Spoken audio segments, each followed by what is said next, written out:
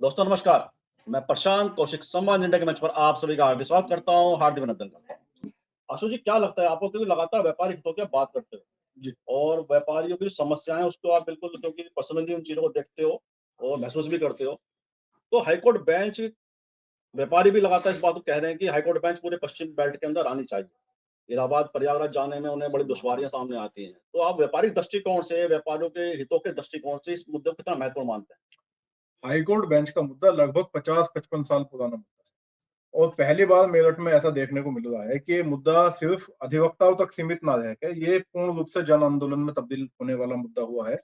कल की जो कॉल है मेरठ बंद की, मैं ये समझ रहा हूँ हम भी लोग, हमारे जो संगठन पश्चिम उत्तर प्रदेश व्यापार मंडल के पदाधिकारी हैं, जनपदों के विभिन्न स्थानों पर प्रचार प्रसार कर रहे हैं बंद होने में, और वहां के व्यापारियों की जो भावनाएं हम लोगों ने देखी, उन भावनाओं से हम लोग रूबरू हुए, तो वहां से निकल के आ रहा है कि व्यापारी वर्ग पहली बार पूर्ण बंदी मेरठ में आपको कल देखने को मिलेगी। 100% बंदी, ऐसी बंदी होगी जिस बंदी को आज तक मेरठ कभी लंबे समय से नहीं देख पाया, क्योंकि ये किसी राजनीतिक एजेंडे पे बंदी नहीं है, किसी ऐसे एजेंडे पे बंदी नहीं है कि किसी में कोई विरोधाभास हो।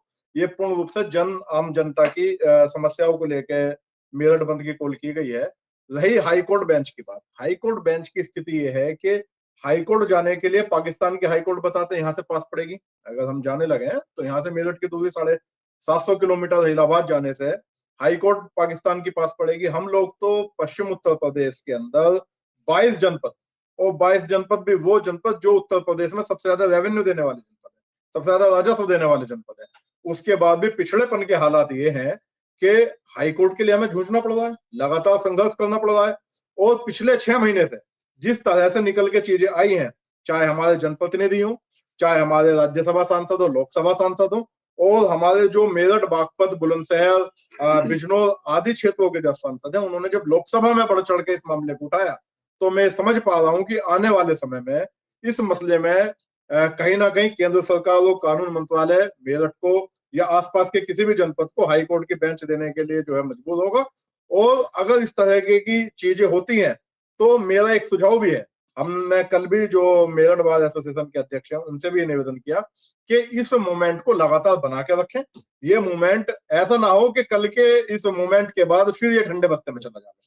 सबसे बड़ी समस्या आती है जब जब कोई भी लड़ाई लड़ी जाए तो वो फिर हथियार मयान में ना रखा जाए, उस हथियार को लगातार तैयार करते रहना चाहिए, उस हथियार को लगातार धार देती रहनी चाहिए, ताकि वो मूवमेंट दिल्ली तक जाए। क्योंकि इसमें किसी भी राजनीतिक नेता, कोई भी राजनीतिक दल का नेता ऐसा नहीं होगा पश्चिम उत्तर प्रदेश का जिसकी राय इस मुद्दे से इत्तेफाक ना रखती हो। सभी लोग इसमें पूर्ण सहमत है। आवश्यकता है तो इच्छा शक्ति की।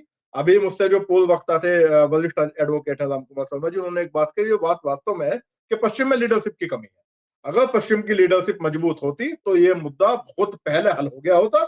ये लीडरशिप की कमी है, लीडरशिप की कमी के कारण ये मुद्दा आज तक ठंडे बस्ते में पड़ा है।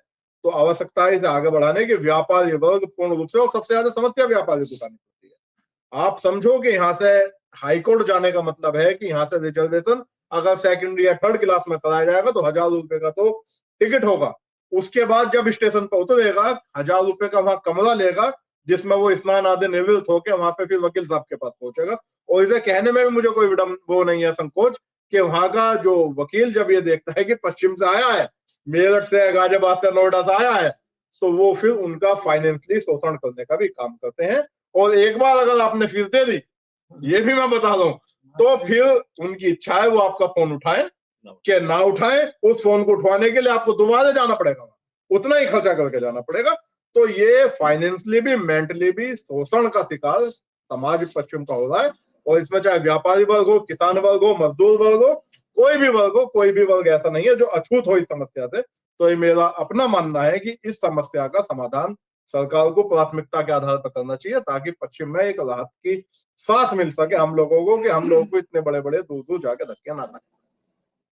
आशु जी, बहुत महत्वपूर्ण बात जी। आपने 2-3 पॉइंट ऐसे महत्वपूर्ण उठाए हैं। एक तो कि जो फाइनेंशियली शोषण, वहाँ पे आर्थिक शोषण यहाँ के लोगों का होता है, क्योंकि गरीब तबका बहुत जाता है, उसके बहुत सारे ऐसे जमीन जायदाद के या तमाम ऐसे दूसरे मुकदमे हैं जो हाईकोर्ट में विचाराधीन है।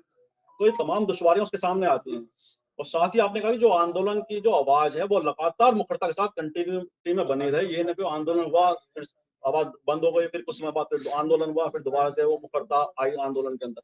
सबसे बड़ा मुख्य मुद्दा निजी हित को छोड़कर अगर जी। पूरे जनहित के मुद्दे पे एकजुट हैं, तो आशु जी क्या लगता है, जो मैंने प्रश्न किया कि अगर सभी राजनीतिक दल एक साथ आए, सभी जनप्रतिनिधि साथ में आए।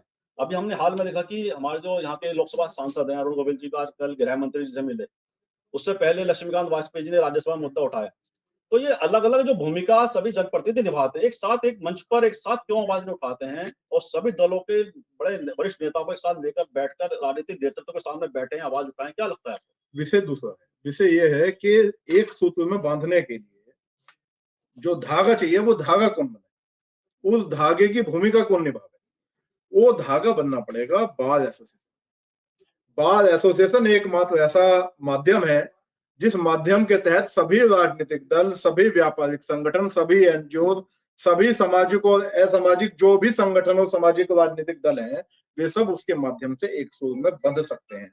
जैसा कि अभी हुआ, ये 17 में जो हो रहा है, ये सिर्फ बार एसोसिएशन की वजह से होगा। आज अगर इस आवाज को भारतीय जनता पार्टी वाले उठाएंगे तो समाजवादी पार्टी वाले साइड हो जाएंगे, कांग्रेस साइड हो जाएगी, बसपा साइड हो जाएगी, वो कहेगी भाई ये तो एक राजनीतिक दल है। ऐसे ही कोई अन्य संगठन अगर व्यापार मंडल उठाए तो व्यापार संघ।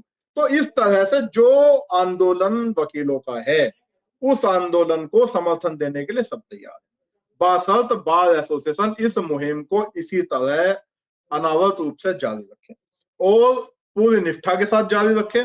मैंने अभी आपसे एक चीज कही कि जब जंग जारी होती है तो उस समय जब तलवार या कोई हथियार मैदान से बाहर निकाल लिया जाता है तो मैदान में जंग खत्म होने के बाद ही जाना चाहिए।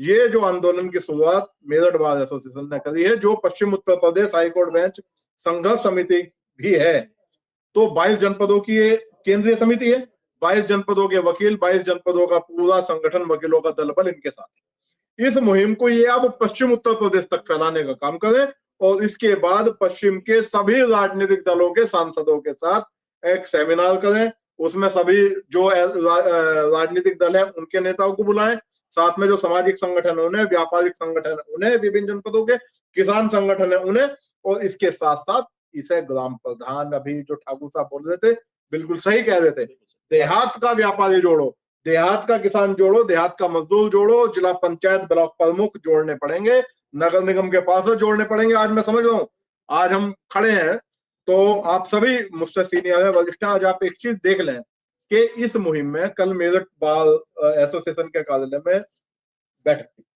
और सभी लोग थे। मैं समझ रहा हूँ कि शायद एक विधायक वहां नहीं था, किसी भी दल का एक भी विधायक नहीं था वहां। तो इन सबको घेर के लाना पड़ेगा और जब इन्हें घेर के लाओगे तो लाने के बाद ही तभी जो है आवाज को मजबूती के साथ उठाया जा सकेगा। हम लोग, हमारा संगठन, आप लोग पत्रकार बंधुओं का सबका सहयोग मिलता है, तो इस तरह से सब चीजें जब तक एक मंच पर नहीं आएंगी तब तक लड़ाई को लंबा नहीं खींचा जा सकता। इस लड़ाई को लंबा खींचने के लिए बड़े आंदोलन की आवश्यकता है और वो बड़ा आंदोलन वकीलों के बिना नहीं चलेगा। बिल्कुल ठीक बात है, वकीलों की धुरी है पूरे इस आंदोलन की। अगर सब लोग एक साथ आ जाएं, निजी समाज छोड़कर तमाम इस पूरे क्षेत्र के हितों को अगर मद्देनजर सभी एक साथ आ जाएं और अपने जो स्वार्थ है छोड़ दें और इन शब्दों के साथ चर्चा को विराम भी देते हैं। और मैं देखा कि किस तरह से समाज के विभिन्न तबकों ने पूरे हाईकोर्ट बेंच के लिए कितना उन्होंने बताया, कितना महत्वपूर्ण इस पूरे क्षेत्र के लिए, क्योंकि आम नागरिक प्रयागराज जाने में उसे कितनी दुश्वारी झेलनी पड़ती है।